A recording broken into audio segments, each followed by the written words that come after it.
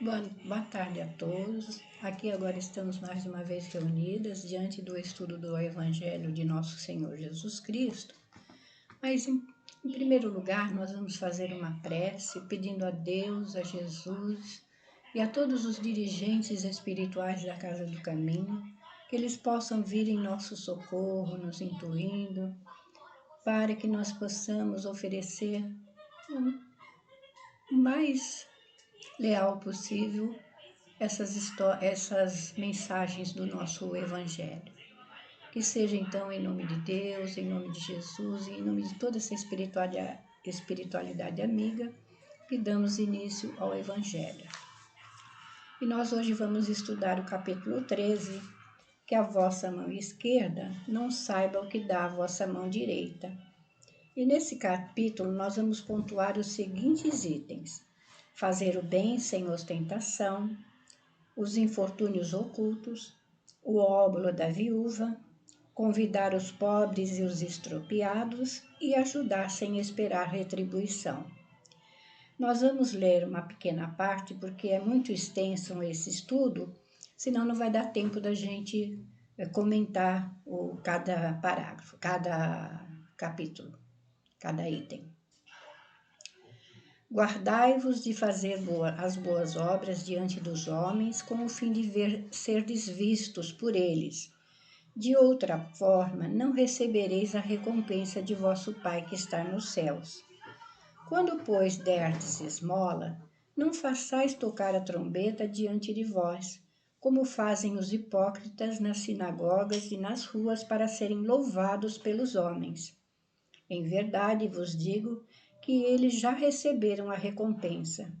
Mas, quando derdes esmola, que a vossa mão esquerda não saiba o que dá a vossa mão direita, para que a esmola fique em segredo e vosso Pai, que vê o que se passa em segredo, vos dê a recompensa. Está lá no Evangelho de Mateus, no capítulo 6, versículos de 1 a 4. Aí a gente aqui também vai pensar, não sejamos os novos fariseus que trombeteiam a todo instante o que fazem ou deixaram de fazer. Nós temos que fazer o bem sem interesse, sem móvel algum que nos comprometa diante das leis do Pai. Porque senão, quando nós sairmos daqui, nós já teremos recebido a nossa recompensa. E vamos ao item 2. Tendo Jesus descido do monte, uma grande multidão o seguiu. Ao mesmo tempo, um leproso aproximou-se dele e se prostrou, dizendo: Senhor, se quiseres, podes curar-me. Jesus, estendendo a mão, tocou-o e disse: Eu quero, fica curado. E no mesmo instante, a lepra foi curada. Então Jesus lhes disse: Não fales disto a ninguém, mas vai mostrar-te aos sacerdotes e oferece o dom prescrito por Moisés, a fim de que isso lhes sirva de testemunho da tua cura. Também está no Evangelho de Mateus, no capítulo 8, versículos de 1 a 4. Aí a gente dá uma paradinha aqui. É nosso dever ajudar aqueles que estão em aflições, fome e desespero. E não será orgulho, vaidade, ajudarmos fazendo alarde? Não será humilhar aquele que recebe o nosso auxílio? Se nós temos que fazer o bem sem olhar para quem, sem ostentação, nós temos que ser sinceros diante daquilo que nós estamos fazendo. Deus conhece os nossos sentimentos e não precisamos usar de nenhum artifício. É dever sim auxiliarmos os nossos irmãos sem esperar gratidão ou reconhecimento, né? Então a gente tem que fazer o bem pelo bem, sem esperar que nos reconheçam o móvel que nós fizemos, né? E sobre esse leproso, é interessante que eu nunca tinha parado para pensar. Mas Jesus cura o leproso e diz para ele se mostrar aos sacerdotes para oferecer o dom prescrito por Moisés, a fim de que lhe sirva de testemunho a sua cura. Por que Jesus falou isso? Eu nunca tinha parado para pensar. Mas nesse livro, o roteiro sistematizado do estudo do Evangelho, vem uma pequena nota que nos diz que Jesus pede para ele se abster e se mostrar aos sacerdotes. Por quê? A lepra era uma doença que colocava eles separados do convívio dos familiares, da sociedade. Eles eram excluídos. Eles iam, a gente sabe até do Vale dos Leprosos, né? Que, se a gente for pensar bem, Maria de Magdala também foi para lá para cuidar desses nossos irmãos que estavam isolados de qualquer contato físico, né? Então ele fala isso para o leproso, que era para que ele pudesse, naquela época, voltar ao convívio dos seus familiares e da sociedade. E aí, com isso, Jesus nos dá a fórmula da caridade verdadeira, com humildade e benevolência. E aí a gente vai tratar aqui também dessa outra parte, que é fazer o bem sem ostentação. Aí a gente percebe que tem uma dona que faz parte da sociedade e que sai a fazer caridade, e ela tem consigo uma filha que também quer fazer caridade. Mas a mãezinha fala: mas se eu te der alguma coisa para que dês a outrem, serei eu que faço a caridade. Agora vou te falar o seguinte: confecciona roupinhas para agasalhar esses corpinhos infantis, dá alguma coisa de ti, vai em busca de consolar alguém, de levar uma palavra de esperança, levar o ânimo para aquele que está desvalido no meio da estrada, né? Aí a gente percebe que essa mãe verdadeiramente mostra à filha o que é a verdadeira caridade. Porque não é só com dinheiro que a gente faz caridade. Tem muitas formas de fazer caridade. É sendo indulgente, é sendo benevolente, é aceitar o outro da forma que ele está, como ele é. Porque se nós formos perceber, nós somos todos espíritos em caminhada evolutiva. Estamos aqui para nos despojar dos nossos velhos hábitos e adquirir as virtudes que nos são necessárias para que, quando a gente adentrar novamente o mundo espiritual, nós possamos estar com a nossa consciência tranquila de termos feito o nosso melhor. Se a Terra é um planeta de expiações e prova, nós estamos inseridos aqui por quê? Porque, na realidade, as nossas escolhas no passado não foram boas. Mas aí a gente volta novamente a essa mãezinha, né? Ela dá a verdadeira lição de caridade para sua filha. Ela pede que a filha dê aquilo que sai de si, do seu coração, dos seus sentimentos, né? E aí a gente percebe também que a gente não pode esperar que alguém venha pedir o auxílio. Aí a gente lembra daquelas palavras de Jesus, que a gente tem que ter olhos de ver e ouvidos de ouvir. Porque se nós estamos no convívio com uma pessoa, às vezes a gente tem várias intuições para que a gente possa se movimentar e auxiliar aquela pessoa.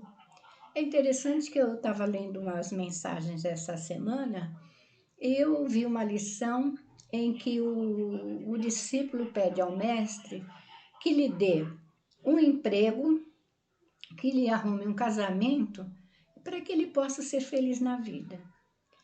Então aparecem várias situações no dia desse discípulo em que Jesus mostra para ele um caminho para ele arrumar um emprego. Aí quando ele olha para a fila muito extensa, o que ele faz? Ele desiste e vai embora, que não é para ele. Quando ele quer arrumar a moça para casar, Jesus coloca no colo dele, entre aspas, não é colocar, mas cai no colo dele uma rosa. E ele joga a rosa fora. E depois teve uma outra situação que agora não consigo me lembrar, mas no final do dia ele chega e ele fala assim: poxa, Jesus, eu pedi tanto para o Senhor me dar um emprego, um casamento, uma noiva, e não me aconteceu nada disso. Aí Jesus fala para ele: não, filho, quando você viu a fila, você disse que não ia conseguir e desistiu. Na realidade, o emprego seria seu, mas o que você fez? Desistiu. Aquela rosa que te caiu no colo no ônibus era para que você oferecesse para aquela moça que estava dentro do ônibus ao teu lado.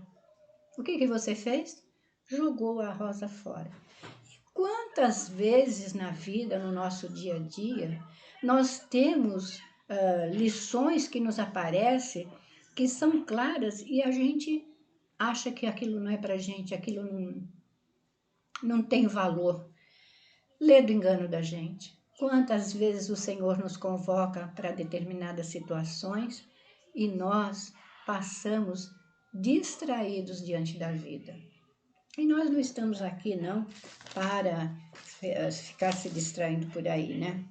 Aí, como eu já tinha falado, a gente pode ser caridoso com os outros de várias formas, sendo paciente, tolerante, indulgente.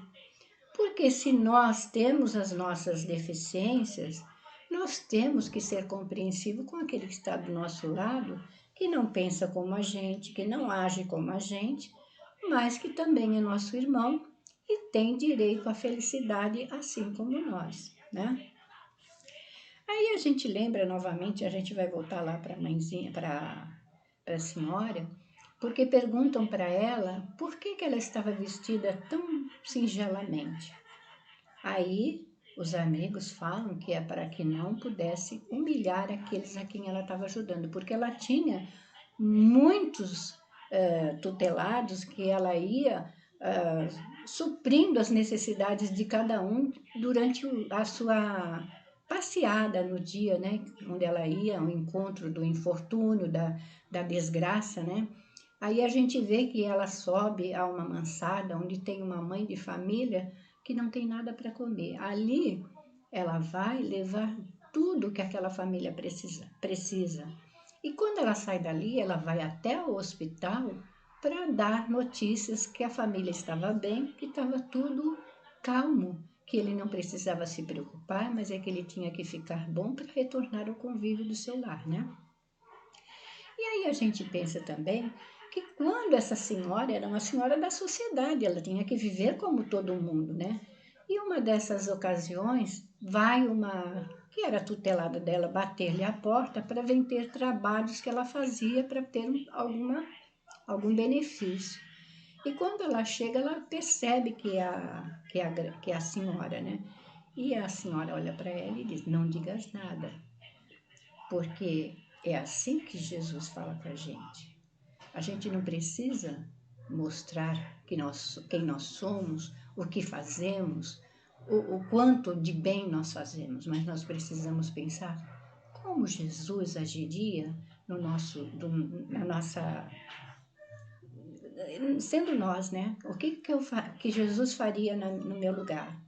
Então, ela não queria nenhuma gratidão, nem benefício, a não ser a de Deus. E a gente sabe que Deus conhece até os mais secretos pensamentos nossos, né? E aí a gente também vai para o exemplo mais de caridade, bem compreendida e bem sentida, é o óbolo da viúva. Porque foi a que teve mais... como é que a gente vai falar? Agora não me vem a palavra, mas ela foi o que deu, que ela tinha de sustento. Porque muitos dão por ostentação, porque tem demais, não pensam... Oi? O mais verdadeiro, o mais nobre. Ela foi autêntica naquilo que ela tinha, né? Porque aquilo era o sustento dela e ela se despojou, ela não pensou duas vezes. Ela deitou as moedas lá no gasofilaço e ficou também com um crédito diante de Deus, né? Porque se ela fez a caridade sem ostentação e sem interesse, o que ela fez tem muito mais valor aos olhos de Deus do que aquele que dá sem ter, assim... de vez em quando parece que me volta as histórias. Vamos lá. A gente não pode esquecer de agradecer a Deus por tudo que temos. Tem muita gente que tem mania de ficar se lamentando da vida, né? Mas a gente tem muito mais do que daquilo que a gente necessita, né? A gente, às vezes, pede tantas coisas. A gente pensa naquele moço que pediu tanta coisa para Jesus e não fez nada daquilo que aconteceu durante o dia, que foi pontuando para ele tudo aquilo que era necessário para que ele pudesse conseguir o emprego, conseguir a noiva e ter um bom casamento. E muitas vezes a gente não é assim. A gente acha que tudo está dando...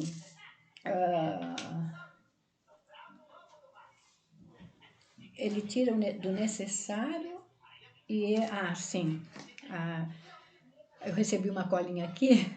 Então, ela tira tudo que ela tinha de necessário e ela ficou satisfeita com a sua consciência. Então, a gente percebe que, na realidade, a gente tem que fazer o bem sem olhar a quem, sem se importar com religião, com cor, com nacionalidade, com qualquer coisa que seja.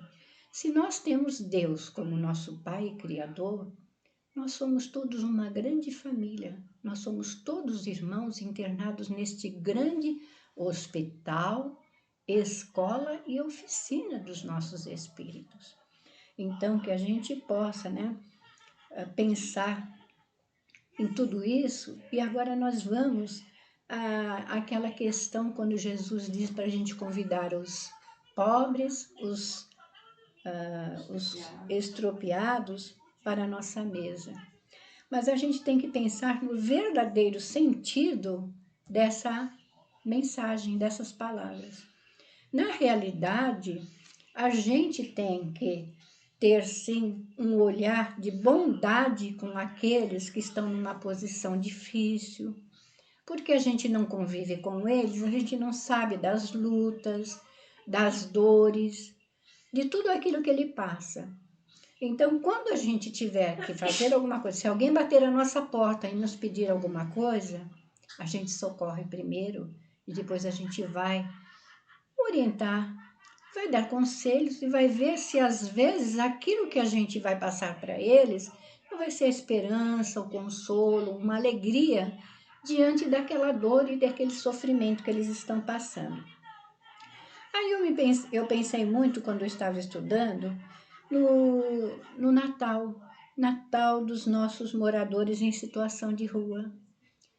A gente fica pensando, por que esses nossos irmãos enveredaram por essa vida, né? Porque é um sofrimento. Imagine, você passa frio, você passa fome, não tem um banheiro para você poder usar, não pode tomar um banho, não pode ter as suas vestes asseadas, ficam sem abrigos, ao relento, né?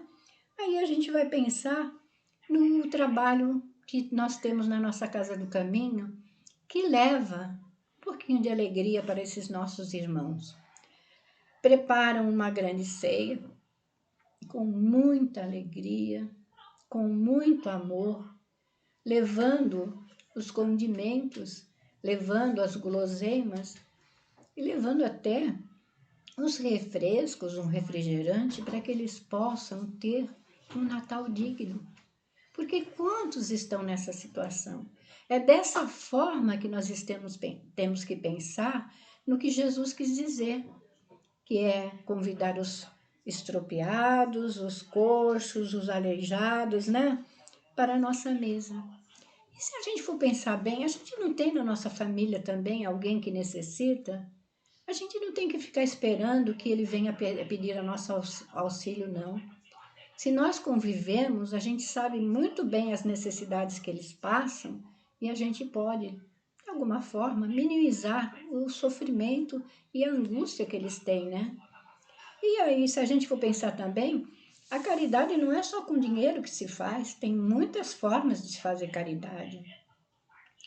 É olhando o nosso irmão, é compreendendo aquela forma dele falar, dele se portar, porque nós somos espíritos encaminhados, então cada espírito tem o seu momento, tem o seu despertar. E a cada um será assim cobrado de acordo com aquilo que ele fizer.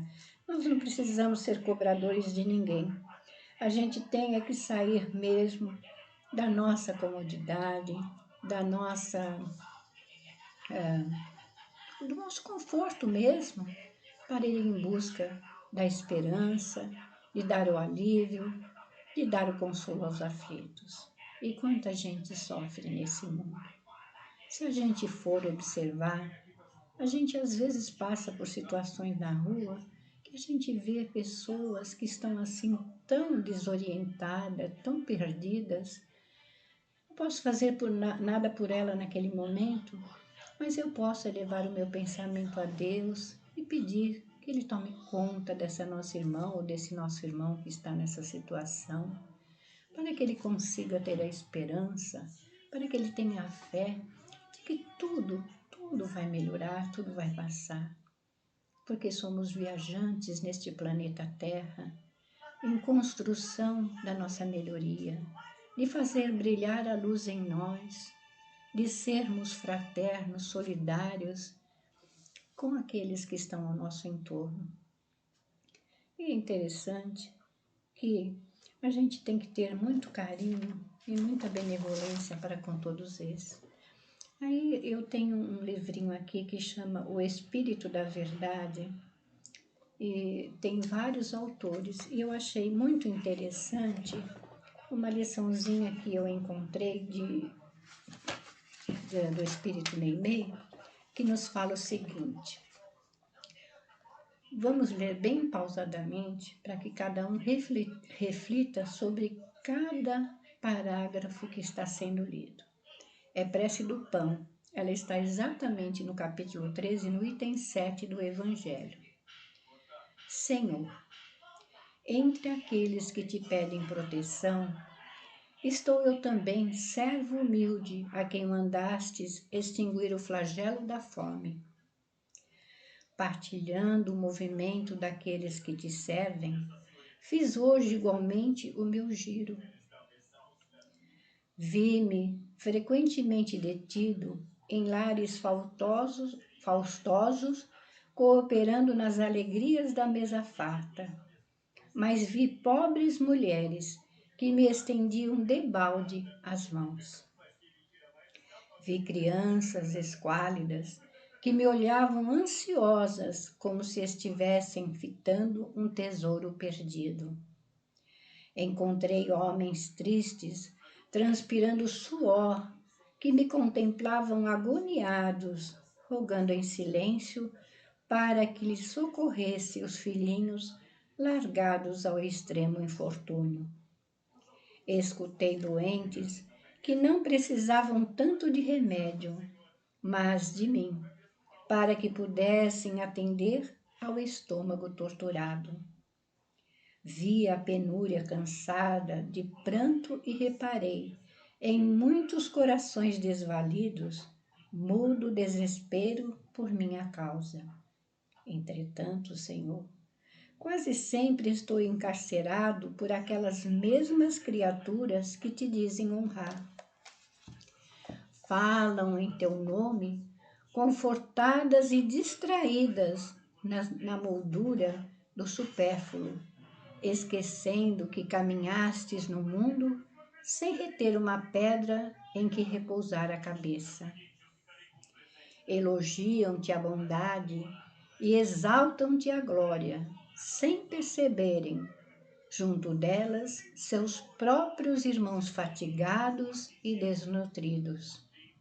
E muitas vezes, depois de formosas dissertações em torno de teus ensinos, aprisionam-me em gavetas e armários, quando não me trancam sob a tela colorida de vitrines custosas ou no recinto escuro dos armazéns.